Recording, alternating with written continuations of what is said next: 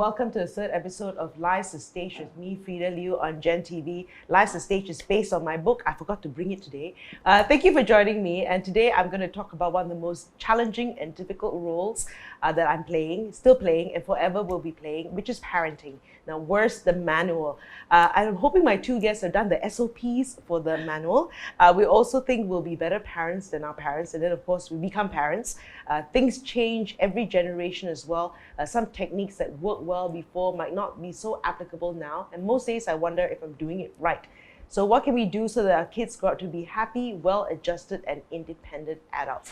I've got two parents here today. One who's an entrepreneur, investor and speaker at Scale Up Malaysia, Aaron Sharma, and of course he's a father, obviously. Secondly, another mother like me, Jasmine Loa, who is a co-founder of Recommend Group, the #1 home and property services platform in Southeast Asia. Welcome. And I realized that we're not going to talk about business today. Right, but I'm sure there's connections to what you're doing. So both of you have effectively been involved in startups. I knew you then, and I guess I like your babies. The startups are like your babies, right? Because you cry over them as well. You worry about them. So maybe before we get to the parenting story, let's start with what you're both up to right now and what projects you're currently working on. So Aaron, we'll start with you. Sure. Hi Frida, thanks for having me. So right now I'm the general partner at Scale Up Malaysia. Right. We're an accelerator program and we focus on helping startups who want to grow and scale their business. What we do is bring them into a program, we bring 20 companies in every cohort, and then at the end of the program we invest in 10 of them. Right. So far we've done 2 cohorts so far. We did the first one in 2019, the second one we just finished it a couple of weeks ago, and we're now gearing up for the third one, which hopefully will launch in May with 20 new companies and invest in 10 of them. So really exciting because we're trying to help these companies at the growth stage of the business, which I think is like the most critical part. So as it like tying to the story of parenting, it's at that critical phase, right, where you want to make sure that they're able to take off and grow. And so that's what we're doing at Scale Up. They're like teenagers. Pretty much like teenagers. And they give you problems as well. Okay, but it's not about me. Okay, so I have an 18-year-old, right? So Jasmine, what are you up to now? So what I have been up to is what I've been up to for the past 6 years. So I'm the co-founder of Recommend Group. In Malaysia, we run as recommend.my. Basically, we connect consumers to service professionals for the home and property. Things like cleaners, aircon service repairmen, renovators, electricians, that sort of thing. So in a way, why we actually exist is to make sure that these service professionals, they can actually connect to our platform and even on day one start running already. So, if those are our little babies, small freelancers, small companies wanting to become big, then I guess that's the connection. Okay, enough about work. Sure. Yes, it's Friday. Okay, so I want to know, Jasmine, so you have 2 kids? Yes. Age? So I've got a girl who's age 5 and a boy who's age 2. Right, so that was once upon a time for me. Yourself? I've got 2 girls. Okay. One is 9 years old, the other one is going to be 6 this year. Okay, you got 2 girls, all right. And so I've got a boy who's now 18, and I've never had girls, and I always worried that if I had a girl, that the girl would be just like me. I imagine my girl. Too bad. I imagine my girl during the teenage years talking to me like how I talked to my mother during her teenage years. So there's I was very scared to have gotten a girl. So so maybe we can start off with your childhood, right? What was your childhood like? What were your parents like, Aaron? So we are a 4-person family. I have a younger sister, and then my father was working, so he was a businessman. He did different things, and he was very busy a lot of my childhood. I remember him working very hard, right? And I think that's kind of where I get a lot of my personal drive from, the desire to work hard, the ambition, the ability to kind of meet people, talk to people, make friends everywhere. I saw him do that. But my mom was a homemaker, right? And so she was working when I was really young, and there's an urban legend of how one day I was praying and I wanted to stay at home. And she says after I prayed, she decided to stay at home. I was 4 years old, so I was a very smart 4-year-old apparently. So she was at home most of my life. She tended to our every need, made sure that we were looked after and stuff. So we had that kind of interesting dynamic where we spent the evenings together and then we went on holidays together. But it was I remember my childhood being very happy. We had obviously there were always challenges as we were growing up, but I think what my parents tried to provide was a loving household that we could be in and a loving environment for us to grow and nurture ourselves. So that was my childhood. Right, and it's so and that was, I guess, so typical that time, right, where the mom is the homemaker and then the father goes to work, and so the mom is involved in the more in the raising of the child. Yeah. Right, dad comes in if you don't listen, your father's on the way home. That So actually, my dad was always. I remember him being a very jovial person. So Right. he's always the fun one. I think much to the chagrin of my mom, who was like, I'm always the bad guy. I have to scold them, and you come back like Santa Claus trying to be the hero and everything, right? I remember a few moments growing up where I think he did have to raise his voice or get a little Right. bit strict with us, but it's so rare that I can count those moments with a hand. I think, yeah. Right. Okay. And right. So yeah, it's always the good cop, bad cop. I know. Pretty much, yeah. I get that too, and I'm the bad cop. And I guess like for fathers, right? Like it's the feeling like I'm always out of the house. Right. So maybe when I come home, I'm the giant toy, and I'll Right. be the guy to play with everybody, right? So. But so that made okay, and I want to ask later. What will you take with them? Jasmine, what was your growing up like? Well, my parents, they ran their own company. So both my mom and my dad were business people, even when we were very young. Right. So so there were two girls. So there's my sister and I. Okay. So we grew up, I think, fairly independently. I mean, mom, fetched us to school, fetched us to tuition. There were lots of tuitions. Right. Yes. Fetched us to tuition, and then in the evenings we could just run around, with the neighborhood kids. So that was quite nice. But I think growing up, they were quite overprotective. I suppose you will start to become like that as well. I think with parents Two of two girls, kids, yeah, okay. two girls. My they father were- laughs at me because he said, "You've become everything you said you didn't want us to be when you're growing up. I'm super protective. Really, I've become super conservative. It's kind of Yes. strange, yeah." Precisely right. I find that it's actually it's very difficult for us not to become like our parents, no matter how much we try, Yeah. right? So yeah, so they were very overprotective. I think too overprotective as children, and I guess Right. because of that, we are both of us, my sister and I, were quite risk averse. And then I think I hit 30 years old, and then suddenly I realized that, oh wow, like a third of my life is over now. I've not tried anything. I've not done anything. So then I went crazy lah. I started doing my MBA at 31, and then I spent some time in Africa. So I basically did my second childhood when I was 30. Right. So being Yeah. rebellious was getting an MBA. Yeah, I know. We're clearly very different people in this case. Whoa! Okay, you should have been on my other show, man. Whoa, I did my MBA, man. Talk about a rebel. Dude, but I got the chat at the time, I said, That'll "Look, show 'em. You're 31, 32. Should you not get married and have kids now, or do you want to do an MBA?" So, in a way, that was my rebellion lah. Okay. So and of course your parents were in business together. Together. Okay, so that's mom had a bit more liberty to drive you guys around. Yes. So mom had the duties of raising lah. Yeah. Raising the always the- right. I mean, Right? Can we change it? So that's why I'm going to ask if we can man. change that, right? Okay. What were some of the tips that your parents gave you that are still hold true today? Don't be overprotective. Yeah, I think so. I was thinking of this Yeah. this idea of what my parents did, and I often think of it now, especially as I'm a father raising my kids as well. I don't think they had a playbook because I never Right. remember my parents reading Right. a book. Right.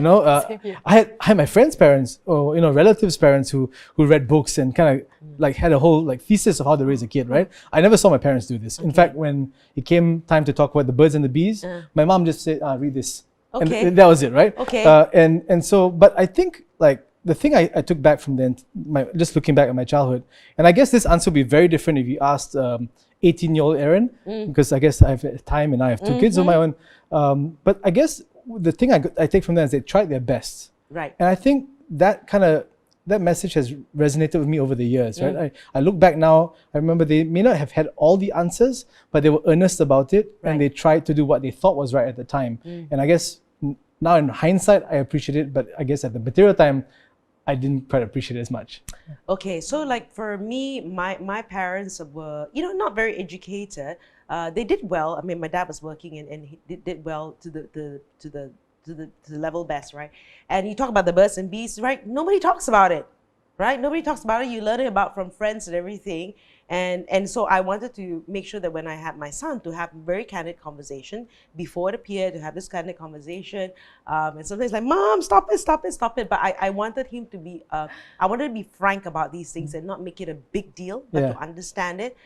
So, because I'm a single parent, right? So I saw what my parents did that was good was they let me be. right? They let me be in terms of choosing my career and everything, and they let me be because they probably didn't know any better, right? Which and fortunately, I'm one of those persons that will research and everything. But if I wasn't that sort of person, I don't know where I'll be, right? So there's a little bit of the nature, a little bit of the nurture as well. Actually, just on that story of the birds and the bees, right? So there's a connecting story, right? So apparently my dad was assigned to have the conversation with me. And my dad, every Saturday would go play badminton. He was like a state player when he was younger, and then it was his always been his passion. So I would follow him and just sit and watch the old people play, and I would get like 5 minutes at the end of the day. Right. And so I remember one day we were driving back from SBA Hall, if you know where that is, and on the Federal Highway, and then he starts talking. I can't remember a single thing he said, but it was like the longest ride of my life because it was so awkward. But I know he tried his best, and and I guess. You were what, 12, 13 then? Probably was 11 or something like that. Yeah, okay, yeah. So what did he say? Do you remember the I can't remember specific? anything. I cannot remember. All I remember was like, He blanked out. I like, please let this end now. Like, this is torture, And I think he began with some, like, do you? And he was trying to refer to something, Right. and then it was it was tough. Your But he hamster. tried his best, and I appreciate that. Yeah. Okay, so then we will talk about how as your girls are growing up, okay, because you still got a bit of time, Yes. Jasmine. So before you have that conversation, but what were some of the things that that still hold true to you today when you look at your parents? Yeah, but if I look at my parents, they are like typical Chinese immigrants to Malaysia, right? So the usual things about how family is very important. They always tell us friends will come and go, but your sister will be here forever. So try not to irritate her so much, that sort of thing, right? She'll be here around forever. Things like make sure you plan properly for finances, right? You don't think it's very important now. In fact, now it's almost like uncool, right, to talk about money. You should talk about passion and all that. Right. But in the end, if somebody gets sick, you will need to, have enough financial backing, in order to help that. So, principles like that, I think, I still today I find them very useful. Right. There were some things I felt that they overdid. I think the overprotectiveness was a bit too much in a sense. Let me tell you a story. So when I was young, I wanted to be a Girl Scout, right? So they allowed me to be a Girl Scout. So I thought, yay, I could finally do cool things. So I went, with all girls and Boy Scouts, and we would be there in the middle of the jungle. At night, my parents will actually come with food and drinks. And then, they will usually come when it's very cold at night and it's drizzling, right? Your tent is wet, everything is soggy, and you're like so miserable. And then they'll come and say, hey, why don't you try some of this food? Like, oh, why don't I just bring you back home to sleep in your warm bed? And tomorrow I'll fetch you back here early in the morning. No one will know. Right. And you know what? I fell for it like 90% of the time. Yeah. So and because of that, I always got an impression that I'm actually quite lembe. I cannot last through the night one. Someone needs to rescue me. Right. And it was only, like I said, when I was 30, when I realized hey, actually I probably can last through the night. I'm actually not that bad. Right. So if, doing again, I think I would give my children, my son and my daughter, a little bit more leeway to make their own mistakes, suffer a little bit when they're young. Okay. So that they also learn early that actually they can one. Okay, I want to ask this, right? Are you got a boy and a girl? Yes. Are you raising them differently based on gender? Right? I think the values remain the same. So for Okay. example, sharing, being kind to people, being polite and all that. But depending on their behavior and I wouldn't say gender so much, but I think depending on behavior, I do apply different sticks and carrots when managing them. So it's more their person, not the gender factor, much, just what would motivate each of them differently. What I think would work. Okay, Yeah. right? So it's not because it's a boy or a girl lah. I don't think so. So then overprotective dad, vowed not to be overprotective, and then And it fell into the exact same trap. But I guess having two girls, and I've thought of this before, like what if I had a son? What would I do differently? And I always thought, I have this attitude, like, you can do anything you want, just don't end up in jail. Don't do drugs. Don't get someone pregnant. Don't get someone pregnant, right? I was like, these are the rules for dads. Right. But for girls, I'm like, no, you have to protect them. They're my little baby girls. And my wife would get super annoyed with me because I give in to them all the time, right? Whenever they want to buy something, like my kryptonite is a toy shop. So like if I walk through a toy shop, that's it, they're getting something.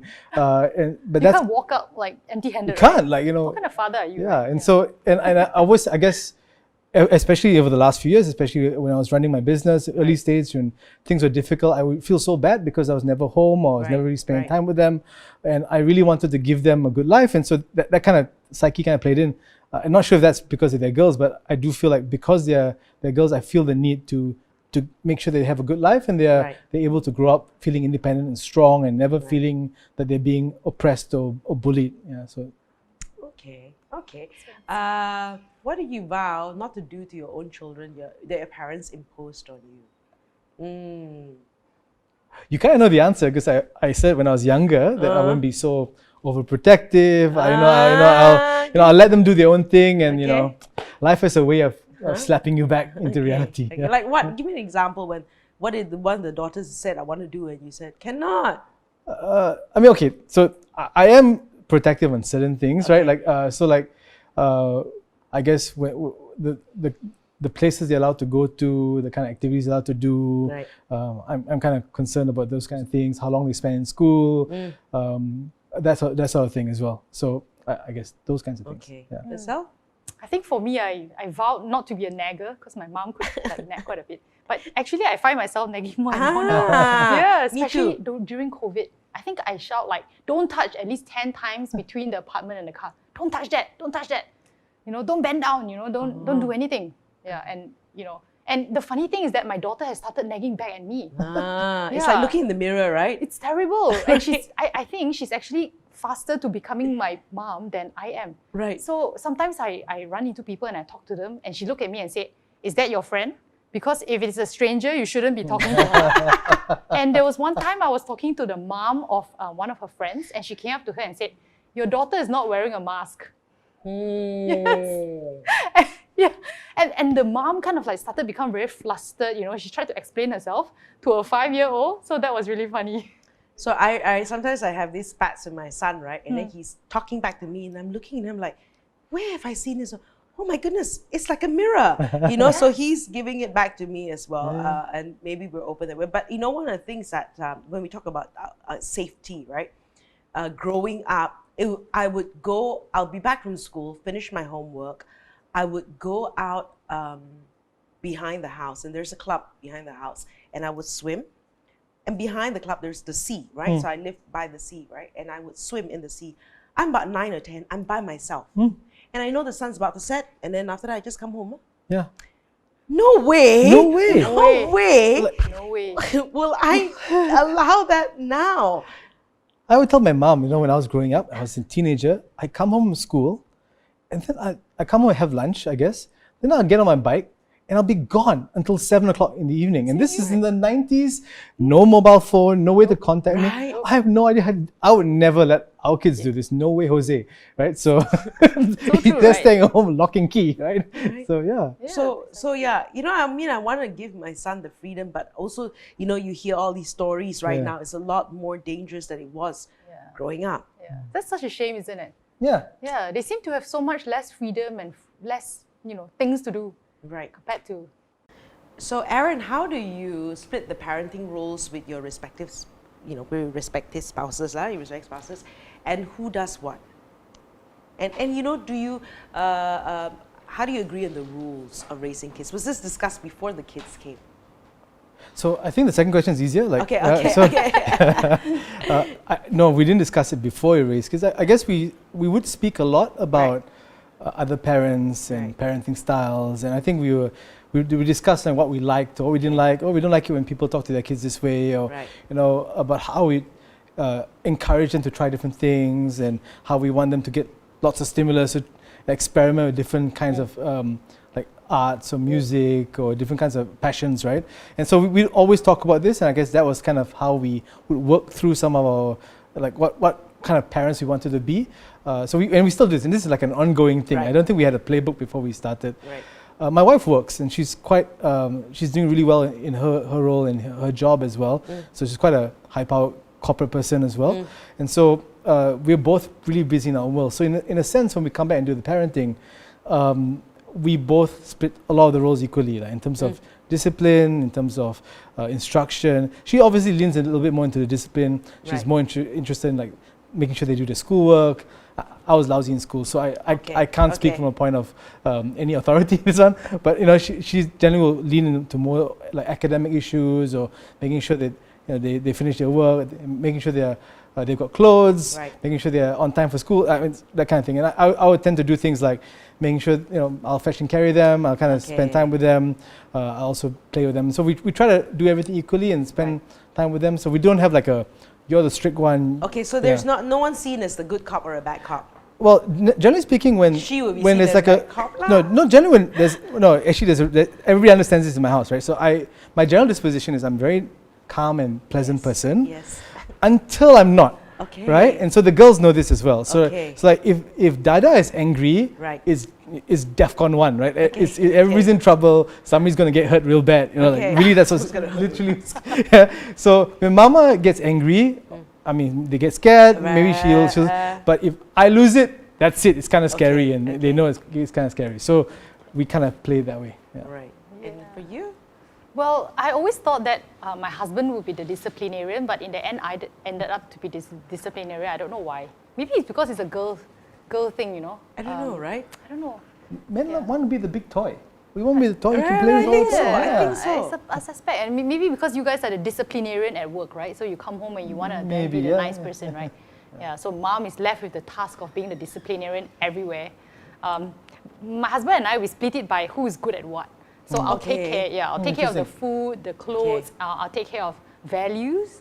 So we are both Christians. So we, I do the Christian values and all that.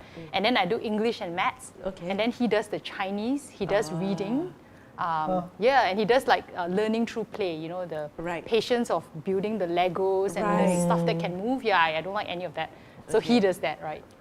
So I have it very challenging because I'm a single parent. Single parent, and so good cop, bad cop, everything.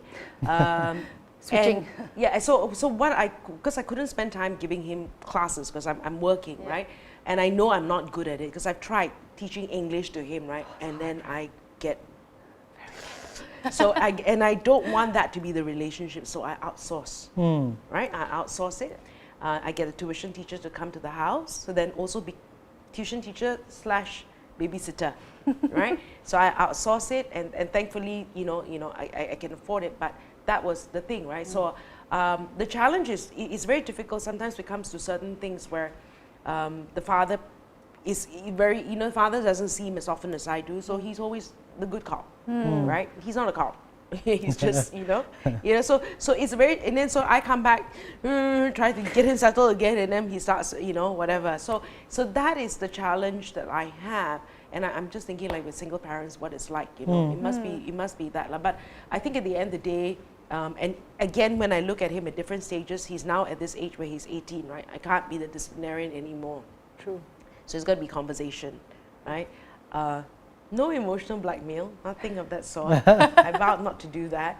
I vowed not to be that kind of mother, but just to have that conversation, what I'm saying, what I'm thinking. I think one of the things that I've always been very conscious is that from young, even when at a young age, if I've done something wrong, I have no qualms about saying I'm sorry, right? Yeah. And mom made a mistake, right? Because mom doesn't know everything. I think that's important. Then he will also, if he does something wrong, it won't be so difficult for him to say I'm sorry and know that I'm only human now, I'm doing my best, right? So yeah, that's one of those things, right?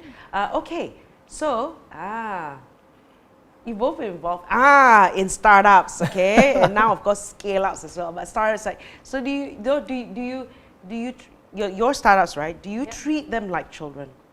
I thought about this a lot, and I realized that actually a startup and a child is very different. Okay. Because a startup is actually formed with a very specific purpose and role, right? It knows that it's supposed to solve a specific problem, and then everything else internally is then arranged, right, such that you're able to satisfy that customer, create happy customers and all that. And eventually, it's very clear what the startup needs to do. It needs to return to the stakeholders, the shareholders, and hopefully through that, we create a culture that is very nice, that people like working in it. Right. Whereas a kid, I think bringing up kids are a little bit more accelerator driven because the accelerator actually exists to provide a good environment such that the children are able to achieve whatever potential that they want. Right. And at the beginning, it's actually not super clear what they're intended to do, what their purpose in life are, what their strengths and weaknesses are.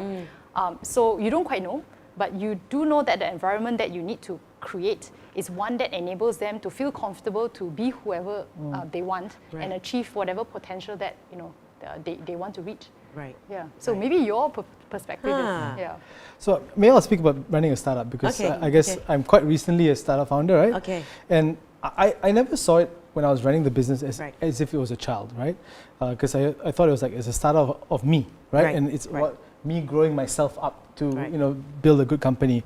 But I will say that when I sold the business, there was this feeling of loss, which till this day I still have this feeling like, what's your baby? Here's my baby. I let my baby go, and and that was a feeling that I didn't anticipate I would have until after, after when we did the sale, it was okay, and then 1 or 2 months later I was like, maybe I could have run it a bit longer, and it was interesting that sense of that I've given my baby away. My baby is now on its own and grown up, and now when I visit the team at Asia and stuff, I'm like, it's like going back and you're catching up your kids as a grandfather, like, oh, this is what's happened to you guys, that's kind of my feeling about the startup I was running before, and now with Scale Up, it is a lot more like parenting, and that is true, in a sense of you have less control.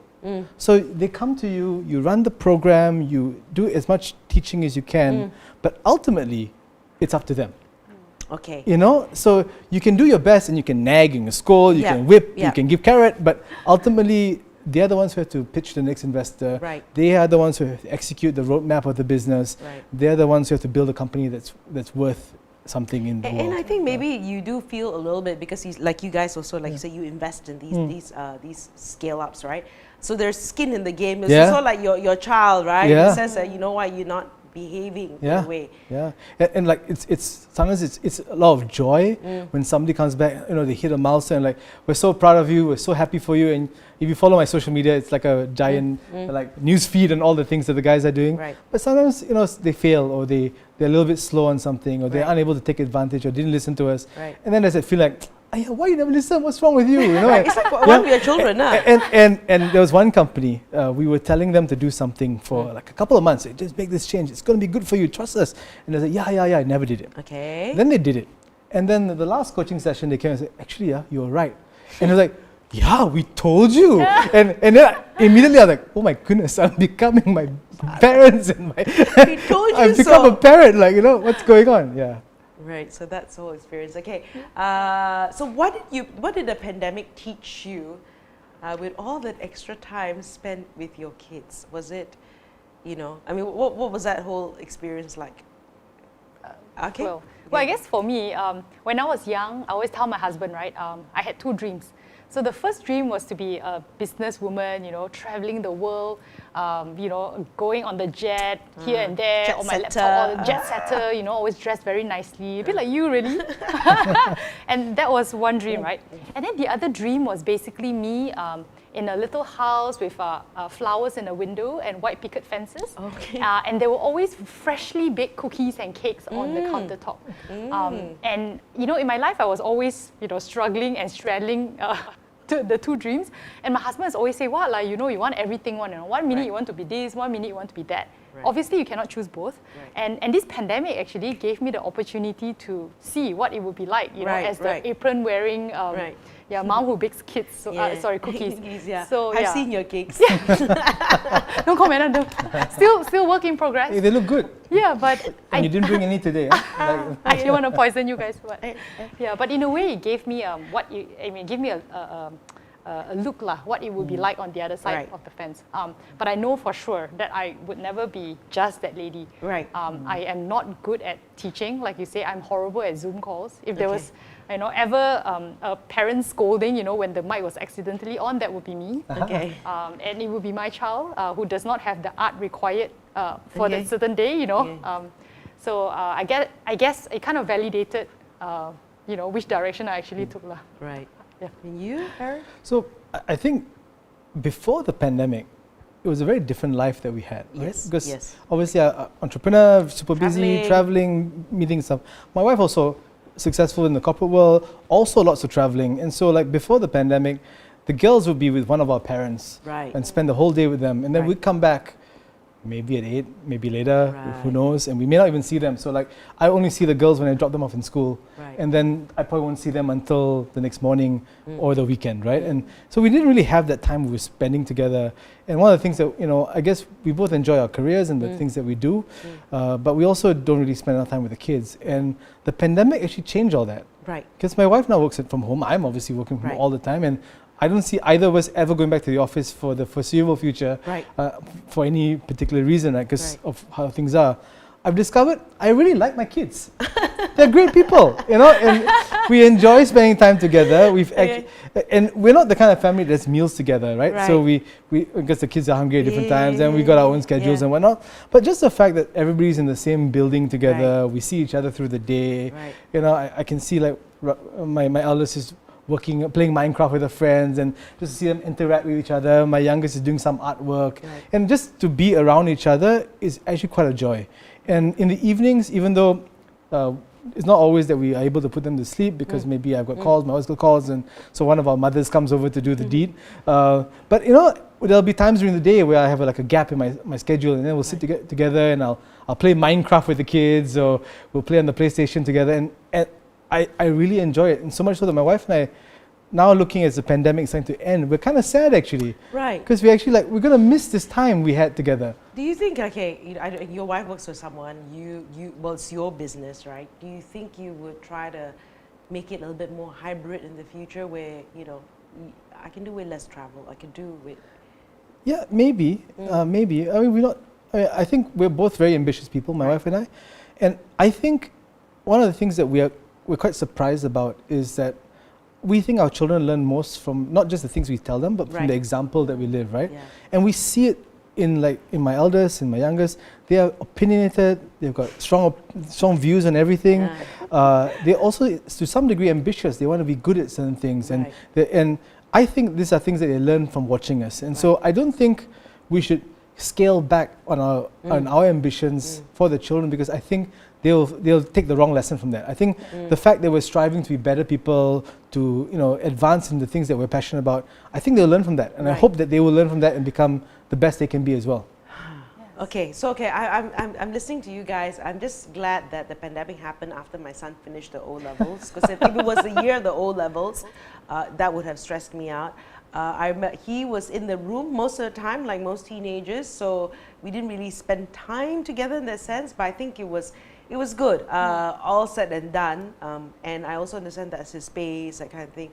So I'm just relieved for myself that it wasn't an exam year where I had to be stressed out. That was my only thing and all that. So the pandemic has been good for me anyway. The thing with this boy is that he's just such a different personality from me, and I don't want him to be anything else, right? I don't want to have any expectations of how he should be looking at me and everything. So, just do your thing. Just whatever the thing that you do it well, do it wholeheartedly, be hardworking. That's the only thing, right? Okay. We talked about that. Are you gender equal? We discussed that, right?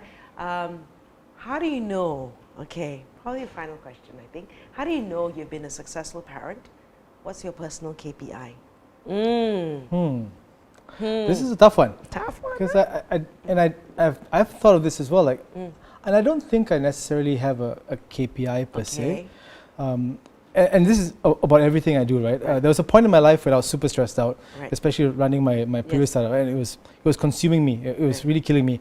And eventually there was a realization I had at some point, and I've taken that lesson through everything, even in parenting, where, and I can't remember the source of this quote, but it's, judge each day not by the harvest you reap, but by the seeds that you sow. Okay. And I think that's something that I take to heart in a lot of the things I do.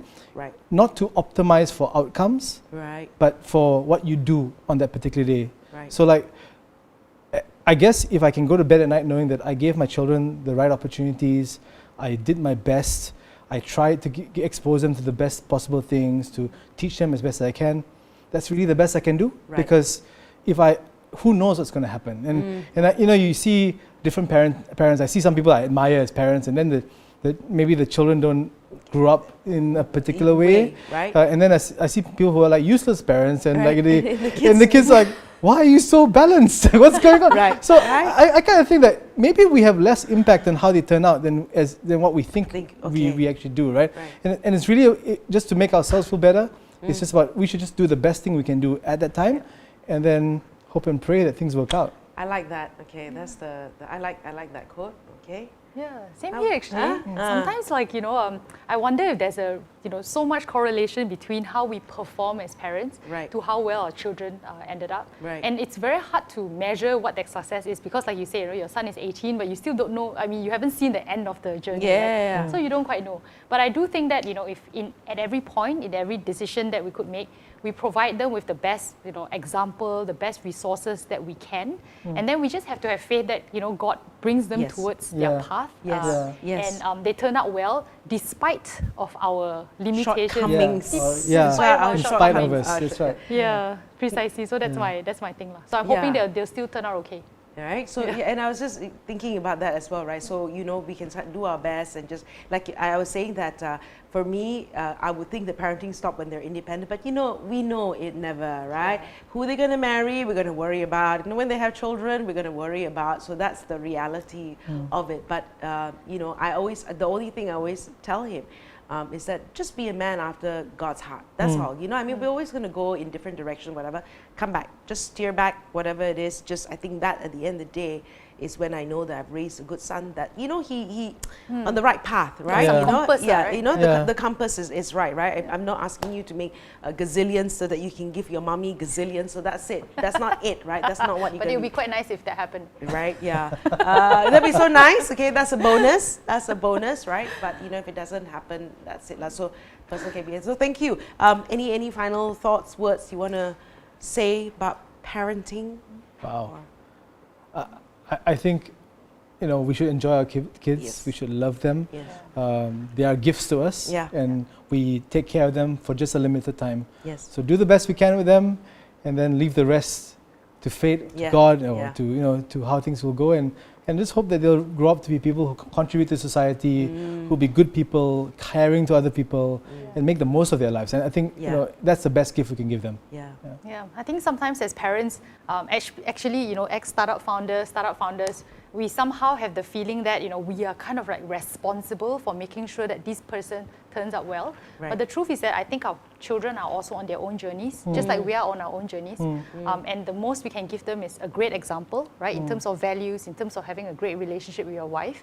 I'm hoping to be an example to my daughter that she has got different options. She can be like my mom, she can be like me, she can be a homemaker if she wants to. Right. But all these options are open to her, and I will never judge her. And I would, I guess, look at my journey as a success if no matter what she's going through in life, whether she's been naughty, whether she's been nice, she can always come back to me and talk to me about her issues, and I will never judge her. And I guess that would be my KPI for success. Okay. Still hoping that happens. Okay, so in my book, I wrote about parenting, and this is a mentor that once said to me, children are temporary guests in your household.